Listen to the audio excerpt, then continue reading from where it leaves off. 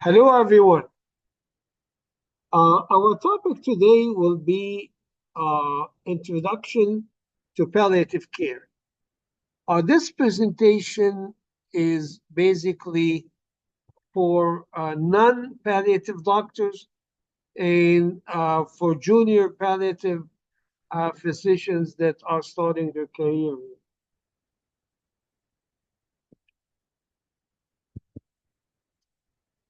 These are the objectives of the presentation: defining palliative and hospice care, why palliative care.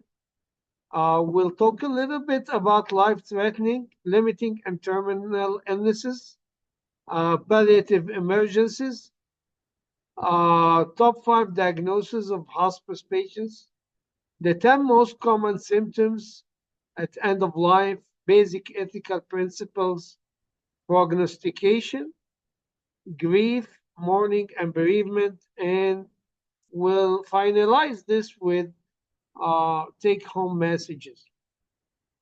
So palliative care, by definition, is a multidisciplinary approach to care with a particular emphasis on quality of life, involving the physical, psychological, spiritual, and social aspects of well-being in patients with life-limiting, life-threatening, or terminal illnesses.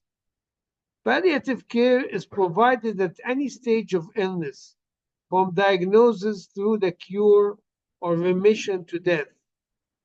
Hospice is provided to those with a terminal diagnosis and life expectancy less than 6 months.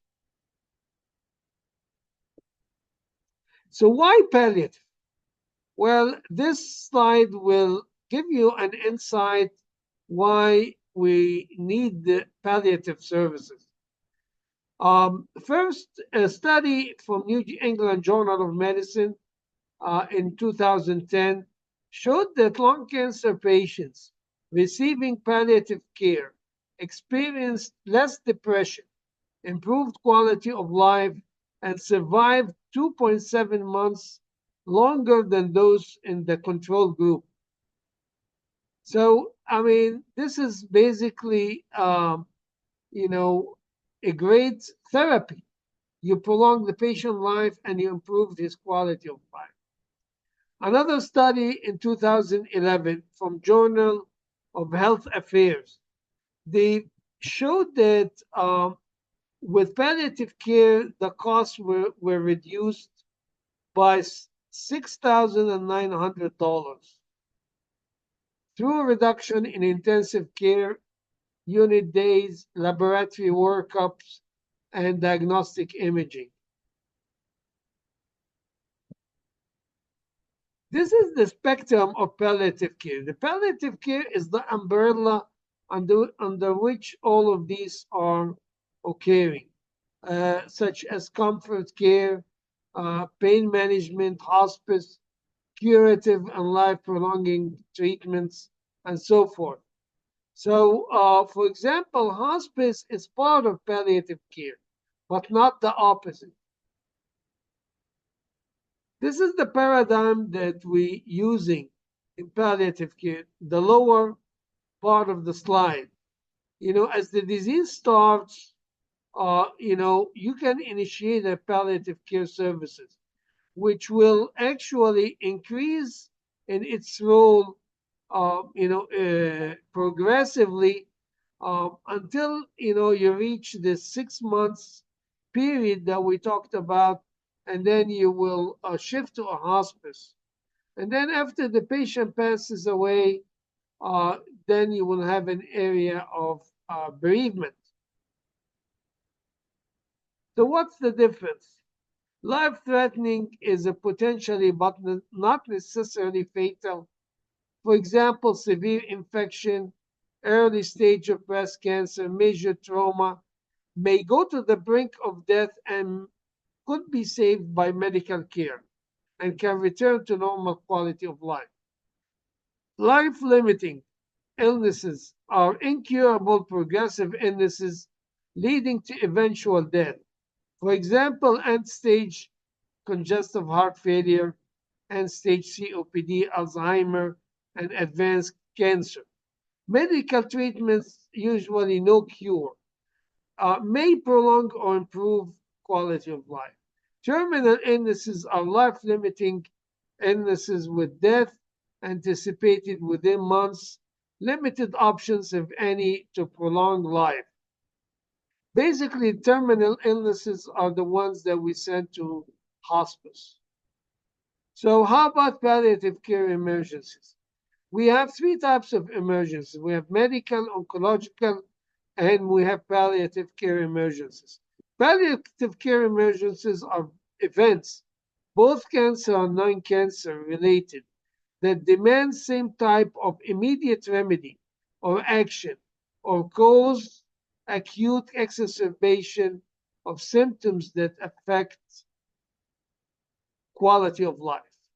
So the focus of palliative care emergency compared to medical emergencies and oncological emergency is basically, the focus on quality of life. These are some causes of palliative care emergencies. Some of them are common, some of them are uncommon. Common ones like hypercalcemia, seizures, a spinal cord compression, bowel obstruction, active bleeding, venous thromboembolism.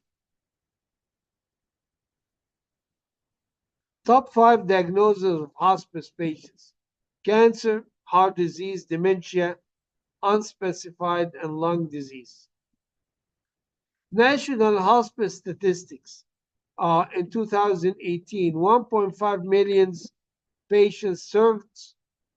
Median length was 17.4 days. Routine home care, 98.2%. General inpatient care, 1.2%. Continuous care is 0.2%. Respite care, 0.3%.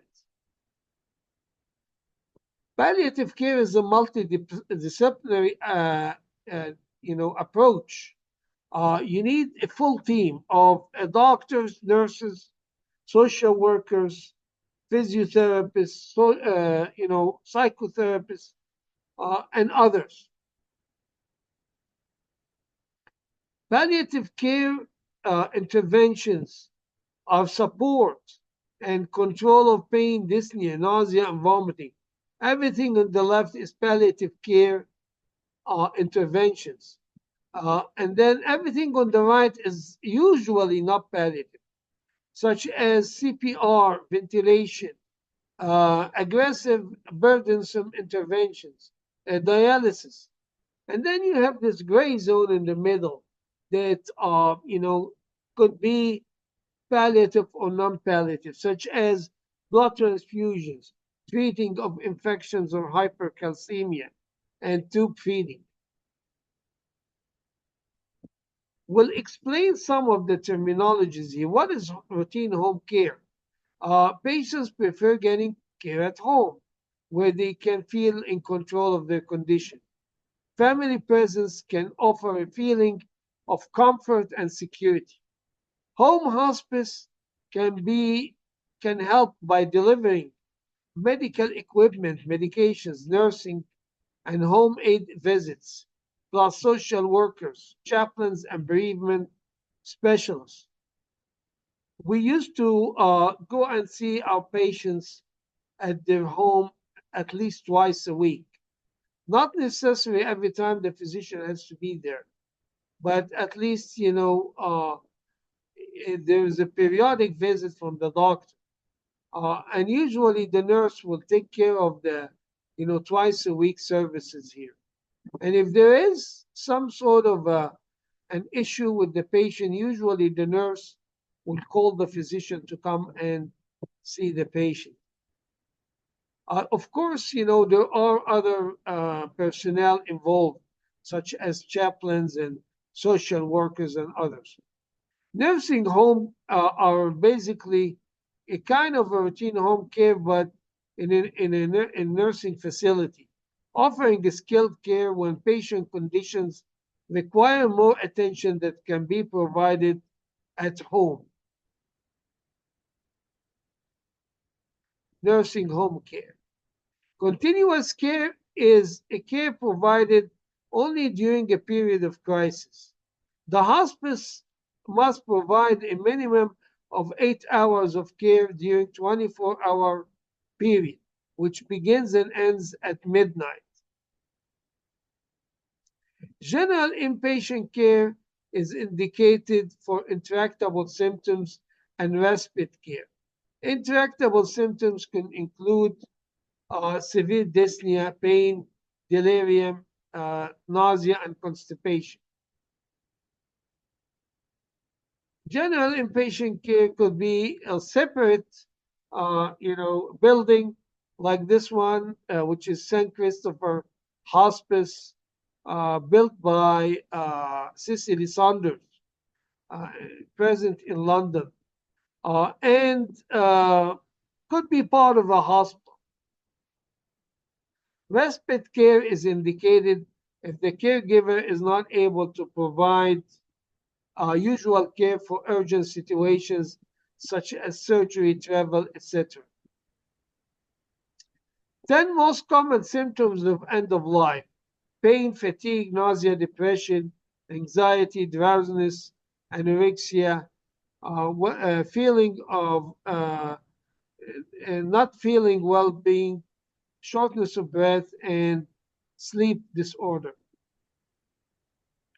Total pain, as defined by Cicely Saunders, is the term basically that pain is basically can understood as having physical, psychological, social, emotional, and spiritual components.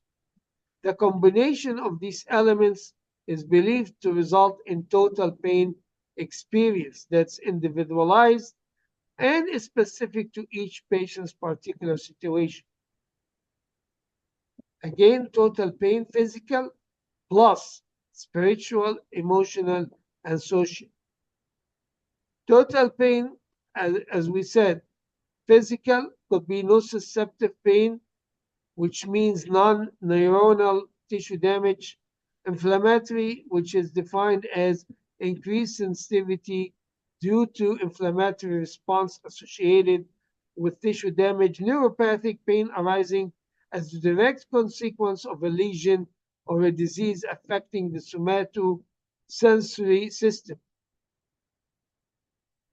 WHO analgesic letter, modified here, uh, basically adding a step 4 for nerve blocks, epidurals, PCA pumps, spinal cord stimulators, and others. And basically, with this modification, it's used for both cancer and non-cancer. First step, usually you have a non-opioid analgesics plus adjuvants. Then step 2, you have weak opioids. Step 3, you add strong opioids.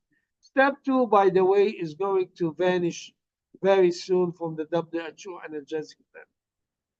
There will be only 2 steps in the future. Acute, transitional, and chronic pain. I mean, usually we define acute pain as the first 2 weeks after the injury, and chronic is pain that more than 3 months.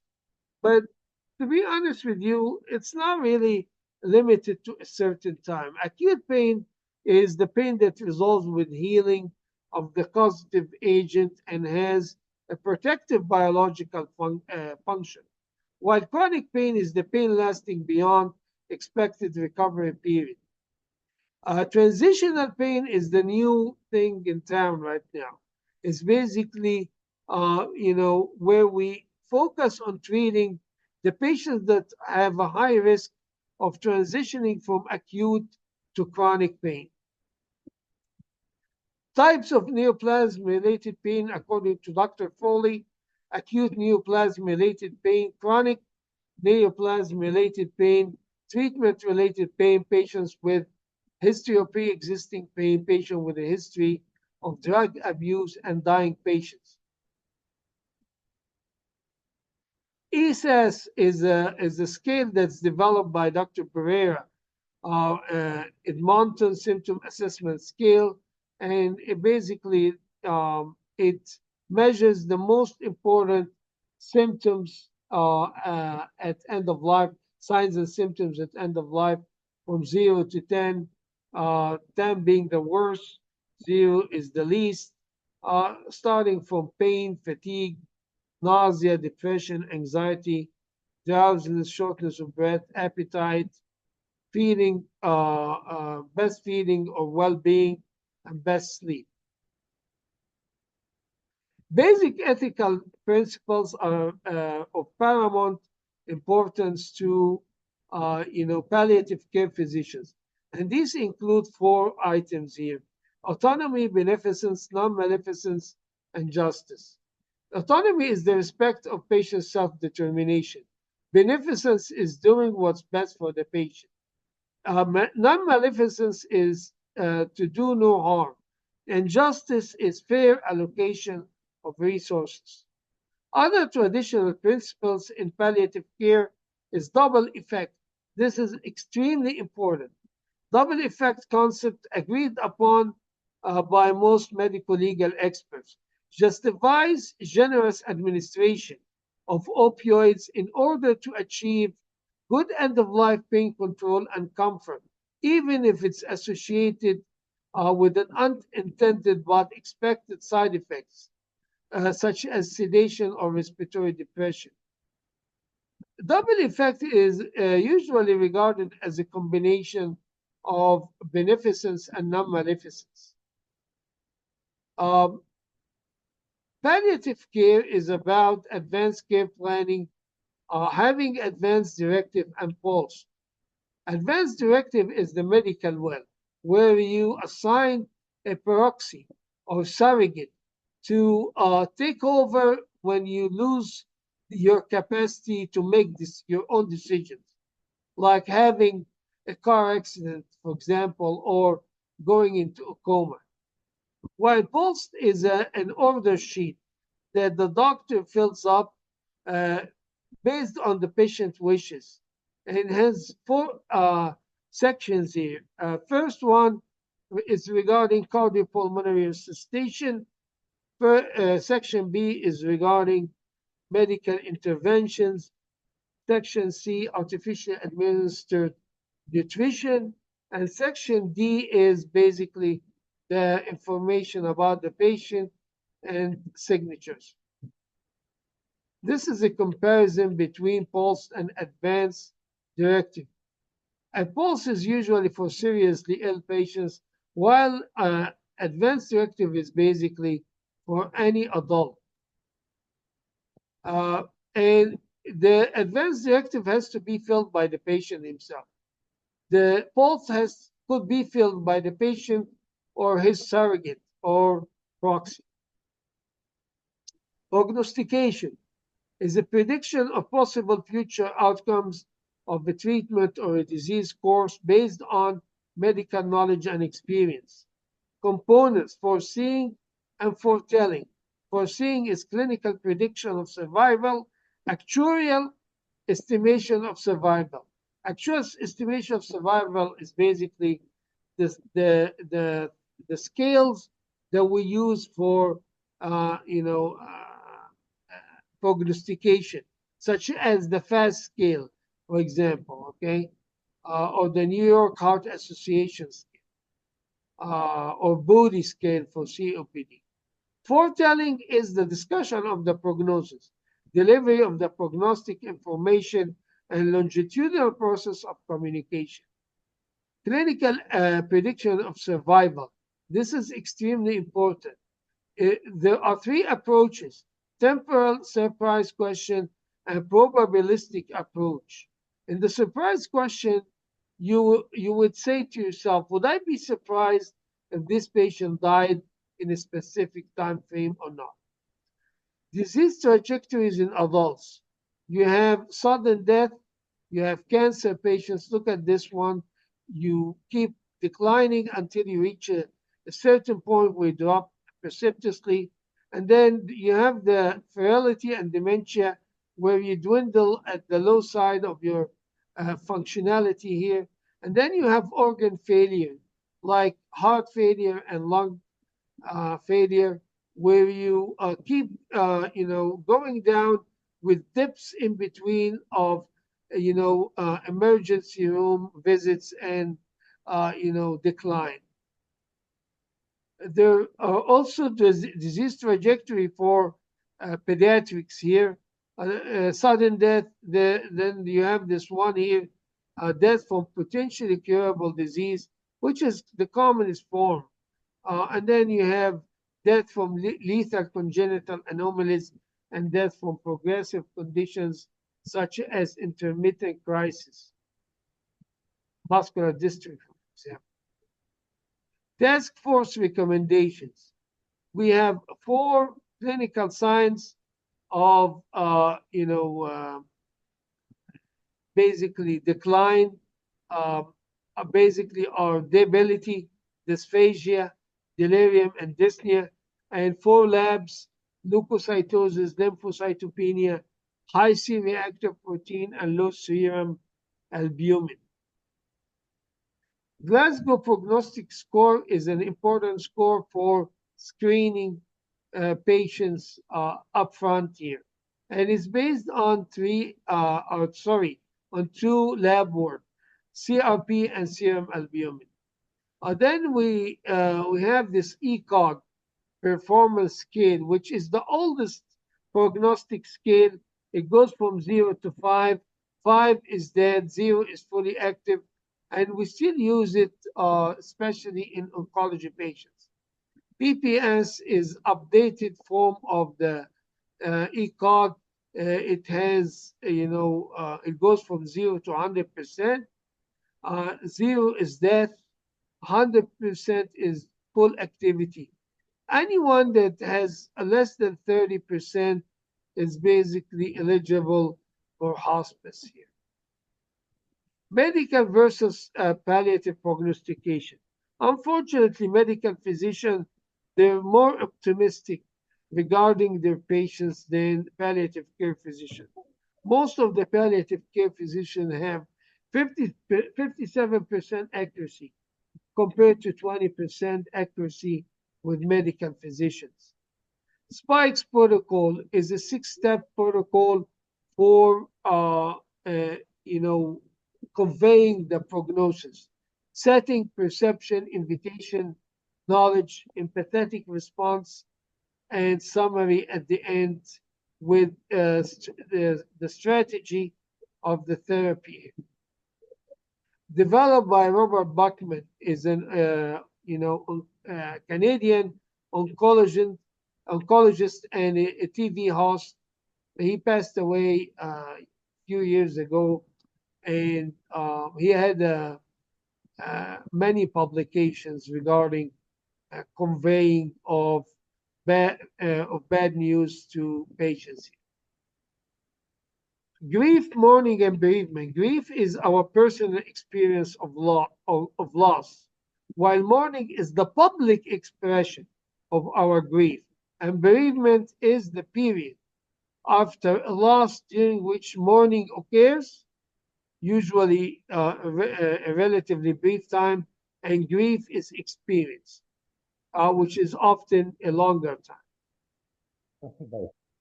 Elizabeth Kubler-Ross, she's the author of the 5 stages of grief: denial, anger, bargaining, depression, and acceptance. This has been changed recently, but still, this is like a kind of a basic, knowledge for any palliative physician. But it doesn't have to happen in this stepwise fashion. I mean, anger could be before bargaining, depression could be before anger, and so forth.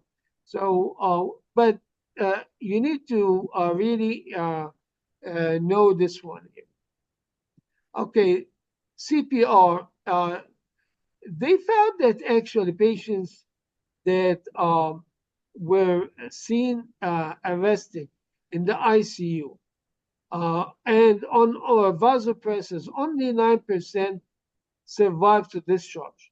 And those that not on vasopressors were 21% survival to discharge. And overall, patients that arrested in the ICU, only 15.9% survived to hospital discharge, which means that not everyone that will receive CPR will go home. Only 15.9 if you witness them, in the ICU while they're arresting. In fact, most advanced illnesses, they have a probability of less than 5% of survival after CPR. Compassionate extubation. We do this extubation in conditions where the outcome is futile and basically there's no chance patient will survive. And it has to be approved by a surrogate. And first, we start by weaning the vasopressors and stopping the antibiotics. Make sure that you don't have a muscle relaxant on board in the last 24 hours. Oxygenate and suction the patient before extubation. Provide the patient with anticholinergics, benzodiazepines, and opioids. Allow the family to enter the room after extubation and keep the monitor away from the family. Ask for a religious counselor to be present after taking permission from the family. These are the medications we use. I prefer short-acting medications. Okay, midazolam, fentanyl, glycopyrrolate. Okay, I have to show you this traffic light because to explain to you different steps here in, and ethical principles in palliative care.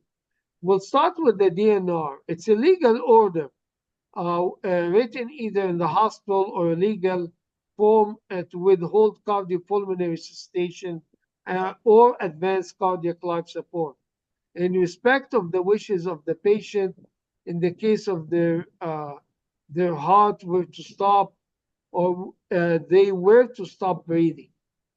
In Saudi Arabia, actually, patients cannot legally sign the DNR, but the DNR is accepted by order of 3 consultant physicians in case of terminally ill patients. So this is green area. Again, according to the traffic light, most authorities approve this. Okay, so the DNR orders is a go. Then a higher step is the palliative sedation, and this is a yellow. Again, according to the traffic light, this is wait. You have to be super careful with palliative sedation. Palliative sedation is a medical intervention to manage distress in dying patients by reducing consciousness when symptom-directed therapies fail. Continuous deep sedation is ethically sensitive because it may shorten life and completely prevents communication. But sedation short of this is also common. There has been a steady increase in the use of sedation over recent decades. Sedation may have become a means to die while sleeping rather than a method of the last resort to alleviate suffering. Sedation may be requested or expected by patient families or staff. So as far as palliative sedation, it's approved by most authorities. But number one, it has to be the last resort. It has to be a dying patient. And of course, it has to be approved by the patient / proxy or surrogate. All right? But do not use palliative sedation to just keep the patient comfortable. Because in this situation, number one, patient will lose communication with his family. Number two, there is a likelihood the patient will have respiratory depression and might die. So that's why I kept palliative sedation as yellow.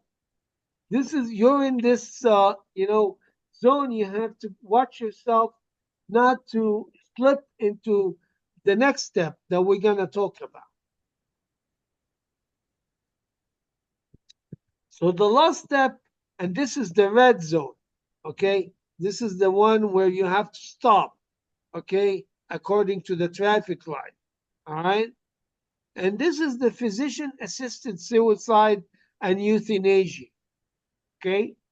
Uh, Euthanasia is basically uh, those patients that are terminated actively by a lethal medication and direct intentionally.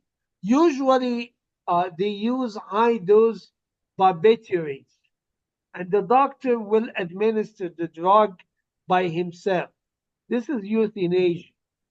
Physician assisted suicide is the physician provides the prescription of the lethal drugs with instructions of how to use it, but the patient is the one who will decide whether to take it or not.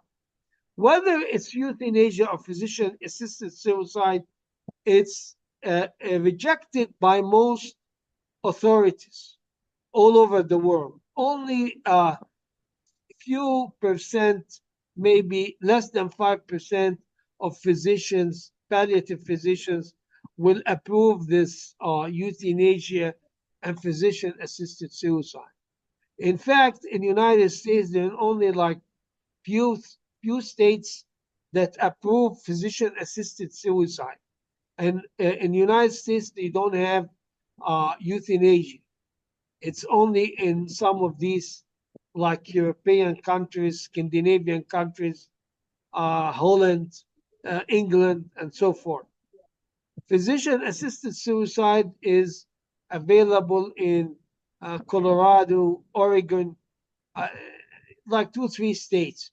So, in case a patient wants to get his life terminated, he has to change his address to this one of these places, so he can get physician-assisted suicide. Otherwise, it's illegal all over United States. Okay, predicting death within 72 hours. Horizon effect. Predicting death within 72 hours. I want to first explain that patients that has PPS less than 20, less than 10, 20, and 30% has a median survival of 2, 4, and 13 days, respectively. Prospective studies have monitored clinical signs in advanced cancer patients approaching death and found 13 indicators with high sensitivity, 95%. Basically, these signs are pulselessness of radial artery, respiration with mandibular movement, urine output less than 100 milliliter per 12 hours, Cheyenne-Stokes breathing, audible airway secretions, what we call death rattle, non-reactive pupils, decreased response to verbal or visual stimuli, inability to close eyelids, drooping of the nasolabial folds, hyperextension of the neck, grunting of the vocal cords, and upper GI bleed. And at last, we'll wrap this presentation by 10 take-home palliative care messages. When you see a palliative patient, you need to assess the patient. You need to have the ASAS or the Edmonton's symptoms assessment scale filled up, and you have to prognosticate, foreseeing and foretelling. Also, you have to determine whether the patient has less than 6 months, then this patient would be eligible for hospice, or the patient is only for palliative care. Also, you need to identify the patient wishes, the advance directives that, as we said, should be done early on, okay, for any adult patient, and the pulse for seriously ill patients. PULSE stands for Physician Order of Life Sustaining Therapies. And then you have to start or initiate symptom management and have an advanced care planning ahead of you. Finally, you should proceed with end of life care. And after the patient passes away, uh, you should do what we call the bereavement. And basically, these 10 uh, items that I mentioned here basically is the core or the essence of palliative care. These are the 10 things that a palliative care doctor should do. If you do so, you're done with your work. Thank you.